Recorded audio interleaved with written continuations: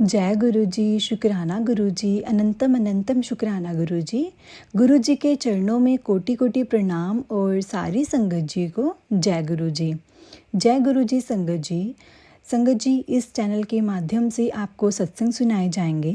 गुरु जी की ब्लेसिंग्स लेने के लिए और सत्संग सुनने के लिए गुरु जी के सत्संग चैनल को सब्सक्राइब करें और बेल नोटिफिकेशन को भी ऑन कर लें, ताकि कोई भी नया वीडियो आए तो आपको उसका नोटिफिकेशन आ जाए।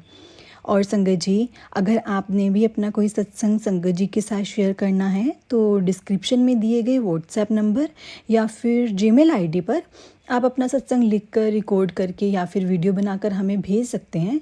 गुरु जी की कृपा से आपका सत्संग भी संगत जी के साथ ज़रूर शेयर किया जाएगा। तो चलिए संगत जी, आज का सत्संग हम शुरू करते हैं।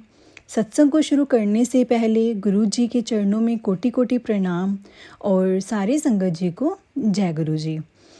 संगत जी, हम सबसे पहले मंत्र जाप करेंगे। ओम नमः शिवाय, शिव जी सदा सहाय। ओम नमः शिवाय, गुरु जी सदा सहाय। संगत जी, आज का सत्संग एक ओल्ड संगत का सत्संग है, जिसे हम अब शुरू करते हैं। जय गुरु जी, शुक्राना गुरु जी।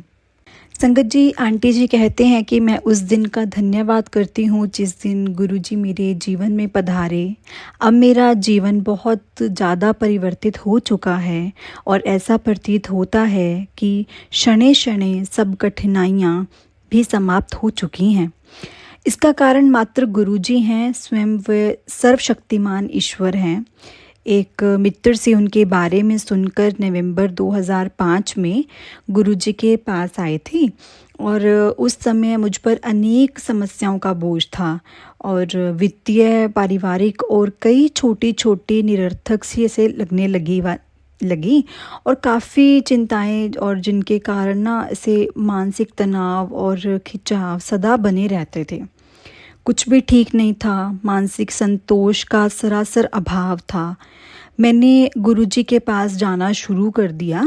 जिस दिन उन्होंने पहली बार मुझसे बात की तो मेरा जीवन सार्थक हो गया। गुरुजी के प्रथम दर्शन के 2 महीने के बाद मेरे पिता को एक दिन अचानक से डॉक्टर्स ने बोला और डॉक्टर्स और हॉस्पिटल में लेके जाना पड़ा और वहाँ पे उनको एडमिट करवाना पड़ा।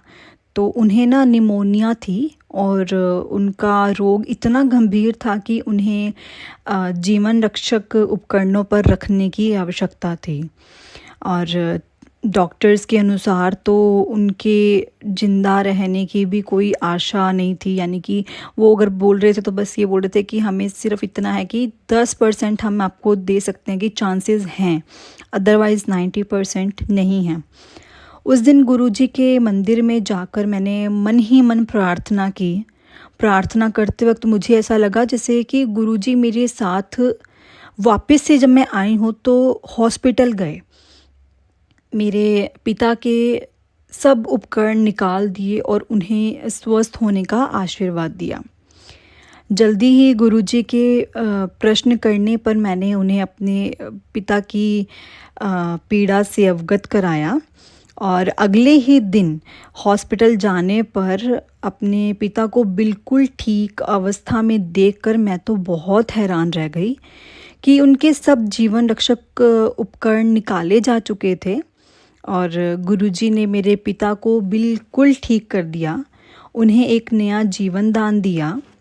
और इस घटना के बाद मुझे गुरुजी के चमत्कारों का और अधिक आभास होने लगा और मुझे जल्दी ही ऐसा फील हो गया कि वह सर्व विद्यमान हैं और मन के अंदर गहरी से गहरी छिपी हुई कामनाओं का ध्यान रखते हैं।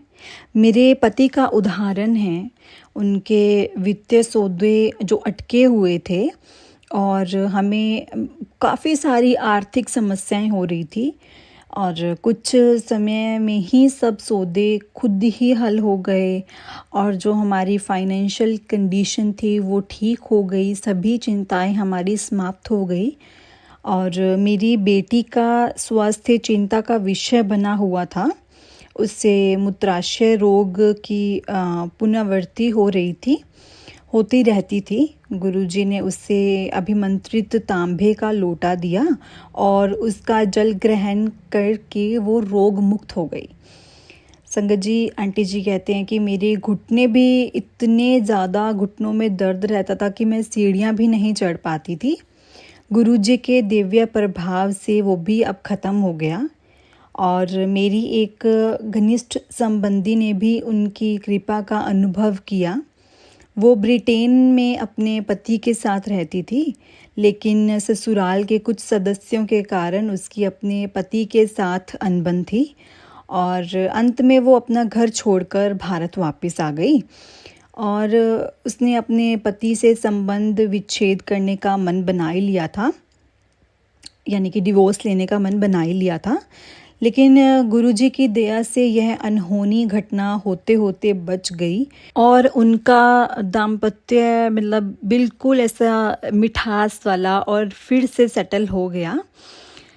और वास्तव में उसके पहले दर्शन के समय ही गुरुजी ने उसको उसके नाम से संबोधित किया। यह इस बात का सूचक है कि गुरुजी एक अलौकिक प्रेम किस हद तक है गुरुजी का, किस प्रकार से गुरुजी हमारे मन की समस्त भावनाओं का ध्यान रखते हैं। और हमारे जीवन में गुरुजी के प्रवेश के बाद सब कुछ ठीक हो गया। हमारे कुछ कर्मों के कारण ही गुरुजी हमारे जीवन में प्रविष्टित होते हैं। उनकी हमारे ऐसे कुछ कर्म होते हैं जिन्होंने उन्हें काटना होता है, जिसके कारण वो हमारे लाइफ में एंटर होते हैं। और ये कहें संगत जी कि गुरुजी का हम हाथ पकड़ते हैं, गुरुजी हमारा हाथ पकड़ते हैं, हाँ गुरुजी हमारा हाथ पकड़ते हैं।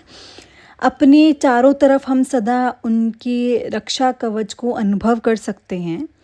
वह आकस्मिक विपदाओं और आपदाओं से सदा हमारी रक्षा करते हैं। उनके कारण ही अनेक समस्याएं स्वतः ही हल हो जाती हैं कि हमें कुछ नहीं सोचना पड़ता। और कुछ भी ऐसा होता है ना कि कुछ भी घटना होने वाली है और हमें कुछ फील हो रहा है और जस्ट हम गुरुजी को ये बोलते हैं कि गुरुजी आप देख लेना, क्योंकि गुरुजी कहते हैं मैनू सब पता है और कल्याण जरूर होएगा, लेकिन कर्मा का हिसाब भी होएगा। और संगत जी, आंटी जी कहते हैं और तो और मेरी छवि, दृष्टिकोण और सब कुछ चेंज हो गया। जो भी मैं नेगेटिव सोचती थी अपनी लाइफ को लेकर, या जो हमारी फाइनेंशियली कंडीशन थी, या कुछ भी, हमारा सब कुछ ठीक हो गया और मेरी लाइफ एक ट्रैक पर आ गई। और हमें आंटी जी कहते हैं मुझे जीवन में गुरुजी के आने के पश्चात मेरे जीवन में मुझे एक पूर्ण शांति की प्राप्ति हुई है। और अपने आश्रय में रहने के लिए हम कृपालु गुरुजी का हृदय और आत्मा से मैं धन्यवाद करती हूँ, क्योंकि ये जीवन बिना उनके असंभव है। उस शिव के, उस महाशिव के बिना बिल्कुल असंभव है। और हम अति आभारी हैं। हमारा अस्तित्व और यह लघु जीवन उनके बिना अर्थहीन है। उनकी कोई समानता संभव नहीं है। गुरुजी मानव शरीर रूप में परमात्मा है। इस जगत में हमारे कल्याण और सर्वोच्च हित के लिए ही उन्होंने यह रूप धारण किया है। संगत जी, ये आंटी जी का सत्संग था, जो कि बड़ा ही प्यारा सत्संग था। संगत जी, मैं आपको एक और सत्संग सुनाने जा रही हूँ, जो कि अंकल जी का है, वो भी ओल्ड संगत का ही है। तो चलिए संगत जी, सत्संग को शुरू करते हैं। अंकल जी कहते हैं कि मेरी पत्नी 18 वर्ष से रोगग्रस्त थी। 1982 में उनके शरीर की गांठें उभर आई थी और जिनमें तपेदिक रोग के कीटाणु थे और अति श्रीण काया और तीव्र औषधियों के कारण उससे विभिन्न प्रकार के रोग और होने लगे, जैसे कि उदर नासूर, पित्ताशय की पथरी, अंत्रवृद्धि, गर्भाशय जैसे रोग। ऐसी सी समस्याएं काफ़ी हो गई और हमने हर प्रकार की डॉक्टर्स की सलाह ली, एलोपैथी, होम्योपैथी, आयुर्वेदिक, यूनानी, यहाँ तक कि रेकी भी। लेकिन सब प्रयास ऐसे विफल रहे। उसके शरीर पर और नए रोग आते रहे। 87 से 1999 की अवधि में उसकी 5 बड़े-बड़े ऑपरेशन हुए और मानो जैसे उनकी भूख तो बिल्कुल ही ख़त्म हो चुकी थी और वो कभी भी पूरा भोजन नहीं करते थे। उनकी जैसे पाचन शक्ति बिल्कुल ही आधी रह गई थी और ऊपर से ज्योतिषियों की भविष्यवाणी के अनुसार मतलब उन्होंने कहा था कि उनका जीवन बस इतना ही है, वो इतना ही जी पाएँगे। ये बात सुनकर परिवार के सभी लोग निराश थे ऑब्वियसली कि किसी मेंबर का हमें पता हो कि बस इतना ही है और हमने तो अंकल जी कहते देखा जाए तो अपनी ज़िंदगी हमने जी ही नहीं थी। तो अभी ऐसा था कि आशा की कोई किरण दिखाई नहीं दे रही थी तो ऐसा हम बस मैं यही अंकल जी कहते हैं होप करता रहता था कि मुझे कुछ ऐसा मिले कि मैं वहाँ जा सकूँ और मुझे लगे कि जो मैं सोच रहा हूँ वो मेरा ठीक हो जाए। तो संगत जी अंकल जी कहते हैं ऐसे समय में गुरुजी के रूप में ईश्वरीय कृपा हमें प्राप्त हुई। उनके बारे में हमें एक जो मेरे फैमिली फ्रेंड हैं उन्होंने ही बताया और 20 फरवरी 2000 में उनको हमने उनके प्रथम दर्शन किए। पहली बार हम उनके पास गए, उनके दर्शन किए और संगत जी कहते हैं अंकल जी कहते हैं कि उस दिन अंकल जी कहते पहली बार ऐसी शांति फ़ील हुई, ऐसा लगा कि मैं खुलकर साँस ले रहा हूँ। क्योंकि अंकल जी कहते हैं कि मेरे जीवन में ना जाने कितनी चिंताएँ, कितनी परेशानियाँ हैं, ये तो मैं आपको बता भी नहीं सकता कि मैं एक-एक दिन कैसे-कैसे, क्या-क्या सोच के काटता था। लेकिन अंकल जी कहते हैं मैं जब वहाँ पहुँचा तो मैं खुल के साँस ले रहा था और मुझे ऐसी शांति और ऐसा सुकून कहीं और मिल ही नहीं सकता था। तो डॉक्टर्स के अकॉर्डिंग मेरी पत्नी को किसी भी प्रकार के तेल की चुटकी भर मात्रा से भी अधिक और मसाले वाला भोजन बिल्कुल मना था और उसे 8 बजे से पहले भोजन करना होता था।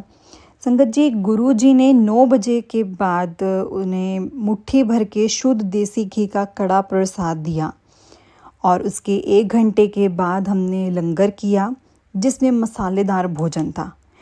घर लौटने पर हम सोच रहे थे कि भाई अब तो जो परेशानी और जो इनको प्रॉब्लम्स आने वाली हैं वो कैसे सह पाएंगे क्योंकि जो 7 बजे भी खाना खाकर इतनी व्याकुल, इतनी बेचैन रहती थी यानी उन्हें ऐसा लगता था कि अब उन्हें वोमिट आएगी, उन्हें बेचैनी रहनी, उनका मन घबराना, अलग-अलग तरह की चीज़ें होनी। तो संगत जी अंकल जी कहते हैं हम तो बहुत परेशान थे कि आज रात को तो शायद हमें मतलब जाग के ही निकालनी पड़ेगी क्योंकि इनके पास ही रहना पड़ेगा क्योंकि इन्होंने बहुत मसालेदार और अपने टाइम से बहुत बाद में खाया है। क्योंकि संगत जी अंकल जी कहते हैं कि मेरी पत्नी आधी रात को उठकर बैठ जाती थी क्योंकि उनको नींद नहीं आती थी क्योंकि उनको हर वक्त ऐसे बेचैनी ऐसा उनको जैसे उनका चलता खाना मेरा ऊपर जैसा ही आ रहा है तो मैं नहीं सो पाऊँगी, घबराहट। लेकिन संगत जी अंकल जी कहते हैं उस दिन 20 फरवरी को वो तुरंत ही सो गए घर आते और रात भर चैन से सोए। उस दिन वो बिना किसी परेशानी से सामान्य भोजन किया उन्होंने। उनके बाद से अब बिना किसी परेशानी से वो सामान्य भोजन कर रही हैं और अपनी जो डाइट इतने सालों से ले रहे थे उससे कहीं ज़्यादा अब खाते हैं। और अंकल जी कहते हैं मार्च के पहले वीक में महाशिवरात्रि को हम पहली बार बड़े मंदिर गए। गुरुजी का आशीर्वाद, उनका प्रसाद और लंगर करते ही उसके मानो के सब रोग विलीन हो गए, लुप्त हो गए, ख़त्म हो गए। उसे शरीर में एक अद्भुत जैसे ऐसे फुर्ती सी और ताजगी का अनुभव हुआ। और संगत जी अंकल जी कहते हैं कि मेरी पत्नी ये सब फील करके इतनी खुश थी क्योंकि जो इंसान इतने सालों से बेड पर पड़ा है, ना वो कुछ खा सकता, ना वो सो सकता और इतने ऑपरेशंस हुए और इतनी परेशानियाँ, तो जब वो अपने आप में एक एनर्जी फ़ील कर रहे थे तो सोचो कि वो क्या फ़ील कर रहे होंगे, उनका जो फ़ीलिंग था उस टाइम का वो कैसा होगा। तो कुछ दिन बाद हम फिर से ऐसा चकित हुए जब उसने कहा टीवी का जो स्वर है ना वो बहुत तेज़ है, मतलब आवाज़ बहुत तेज़ है। और वो वही औरत थी जो अपनी कमज़ोर ऐसे सुनने की शक्ति के कारण हम उनको कभी तो फ़ोन की बेल भी नहीं सुनाई देती थी। तो मानो संगत जी 18 वर्ष की जो ये प्रॉब्लम्स थी, 18 सालों से जो ये प्रॉब्लम्स को सहन कर रहे थे, वो गुरुजी ने 18 दिन में ख़त्म कर दी। कहने का तात्पर्य यह नहीं है कि गुरुजी की को कृपा करने के लिए अतिरिक्त समय की आवश्यकता है। वे तो सदा वृष्टि कर रहे हैं। हम योग्य होने पर भी उसे ग्रहण कर सकते हैं। इन महापुरुष के पलक झपकते ही सृष्टि की रचना अथवा इति हो जाती है। अनगिनत आत्माएं शरीर रूप में आती हैं और त्याग देती हैं। हम तो केवल इतना कह सकते हैं कि तुम सर नहीं दयाल, मोहे सम सर पापी। यानी कि तुम्हारे जैसा दयाल इस जगत में, इस दुनिया में कोई नहीं है, और हम जैसे पापी कोई नहीं है कि हम बार बार गलतियां करते हैं और हमें हमारे गुरु, हमारे पिता हमें हमेशा माफ़ करते हैं। संगत जी, अंकल जी ने बताया कि मेरी पत्नी की जब दूसरा ऑपरेशन हॉस्पिटल में, मैंने उनसे परिहास किया कि वो अपने शरीर पर जिप लगवा लें, क्योंकि चिकित्सक सदा शल्य क्रिया यानी कि ऑपरेशन के बाद ही सुझाव देते हैं। तो एक दिन संगत में जब मैं अपने संस्मरणों का वर्णन कर रहा था, तो गुरुजी ने मुझे यह बात भी बताने को कहा। उन्होंने उन्हीं शब्दों का प्रयोग किया जिसे मैंने अपनी पत्नी को आपसी वार्तालाप में आज से 10 साल पहले कहा था। गुरुजी सर्वज्ञाता हैं, कभी कभी अचानक प्रकट होती हैं। और मेरी बड़ी बहन जब दूसरी बार गुरुजी के दर्शन कर रही थी, तो उन्होंने कहा कि वह उनकी अत्यंत पुरानी भक्त है। मैं सोच रहा था कि कैसे संभव है तो मेरी बहन, और हम साथ में रहे हैं, तो गुरुजी के पास कभी नहीं गई। लेकिन फिर मुझे ऐसा फील हुआ कि वो तो बचपन से शिवजी को बहुत मानती थी। वो शिवजी की पूजा करती रहती थी, वो प्रत्येक सोमवार को व्रत रखती थी। और तो यह एक अति महत्वपूर्ण क्षण था। गुरुजी ने अपनी वास्तविकता बताई थी। गुरुजी की शरण में यह जीवन पूर्ण रूप से परिवर्तित हो चुका है। गुरुजी सब भविष्यवाणियों को असत्य सिद्ध गुरुजी ने कर दिया है। यानी कि जो हम उनके पास गए थे एस्ट्रोलॉजर्स के पास, कि उन्होंने जो भविष्यवाणियाँ की थी कि वो अभी नहीं रह पाएंगे, वो सब नकारात्मक निकली। और मेरी पत्नी को एक नया जीवन मिला, एक नया जीवन दान दिया उन्होंने। मुझे प्रतीत होता है हम करीब से अधिक भाग्यशाली हैं। और ये वह तो गुरु और गोविंद दोनों में से एक के चरण स्पर्श करने की दुविधा में थे। हमारे लिए तो गुरु ही गोविंद हैं। यह संगत स्वयं प्रभु के चरणों में बैठकर अत्यंत खुशी से, यह हमारा सौभाग्य है कि हमें अपने दर्शन, कृपा, स्नेह, निर्देशन और लंगर करने का अवसर प्रदान करा रहे हैं। विनती है कि सबको उनके क्लेशों और कष्टों से मुक्ति मिले। आइए सब मिलकर प्रार्थना करें।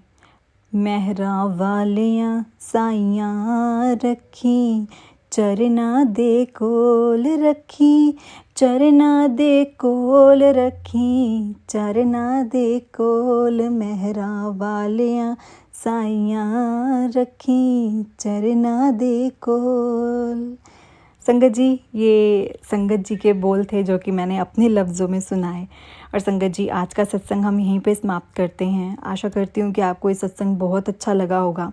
और संगत जी, अगर आपने भी अपना कोई सत्संग भेजना है, संगत जी के साथ शेयर करना है, तो डिस्क्रिप्शन में दिए गए व्हाट्सएप नंबर पर या फिर जीमेल आईडी पर आप अपना सत्संग लिखकर, रिकॉर्ड करके या फिर वीडियो बनाकर हमें भेज सकते हैं।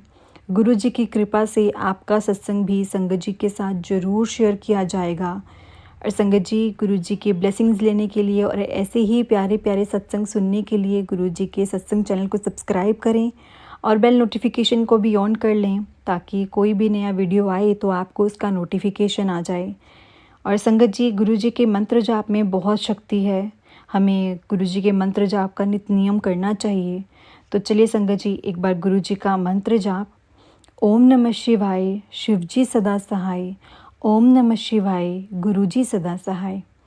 ओम नमः शिवाय शिव जी सदा सहाय। ओम नमः शिवाय गुरु जी सदा सहाय। गुरु जी के चरणों में कोटि कोटि प्रणाम और सारी संगत जी को जय गुरु जी। जय गुरु जी संगत जी, जय गुरु जी प्यारी संगत जी, जय गुरु जी, शुक्राना गुरु जी, अनंतम अनंतम शुक्राना गुरु जी, लख लख वार शुक्राना गुरु जी। गुरु जी सरबत दा भला करो। जय गुरु जी।